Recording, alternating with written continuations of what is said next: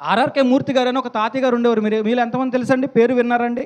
ఒక బ్రాహ్మణ్ కుటుంబం నుండి మారు మనసు పొందాడు ఆయన. ఓ రోజు అనుకున్నాడట, ఏముంది వీళ్ళ గొప్ప, వీళ్ళ దేవుడు గొప్ప, ఎక్కడి నుంచో దేశాలు దాటి వచ్చి ఇక్కడ చెప్తున్నారు వాళ్ళ దేవుడు గొప్పతనం గురించి. అంత గొప్పోడా వీళ్ళ దేవుడు? ఒక్కసారి ఈ బైబిల్ గ్రంథాన్ని చదివి అందులో తప్పులన్నీ పట్టుకొని, మీ దగ్గర ఇన్ని తప్పులు పెట్టుకొని, మీ గ్రంథంలో ఇన్ని తప్పులు పెట్టుకుని, మీరు ఏటయా మాకు చెప్పేది దేశం దాటొచ్చి అని వాళ్ళ నోరు ముయ్యించాలని బైబిల్ చదవాలనుకున్నాడట. ఆయన ఇచ్చిన స్టేట్మెంట్ ఏంటో తెలుసండి? నేను బైబిల్ గ్రంథంలో తప్పులు పట్టాలని నేను అనుకుంటే బైబిల్ గ్రంథమే నాలో తప్పుల్ని నాకు చూపించిందని గొప్ప సాక్ష్యాన్ని ప్రపంచానికి ప్రకటించాడు ఒక సద్బ్రాహ్మణుడు. ఎందుకు చెప్పని తెలిసి మాట? బైబిల్ గ్రంథం చదివితే మన బ్రతుకేంటో మనకు తెలుస్తుంది. దేవుని వాక్యాన్ని ధ్యానిస్తే మనం ఏం తప్పు చేస్తున్నామో మనకు అర్థమవుతుంది. లేదంటే నేను సూపర్ అనుకుంటాం, మనం మోసపోతాం.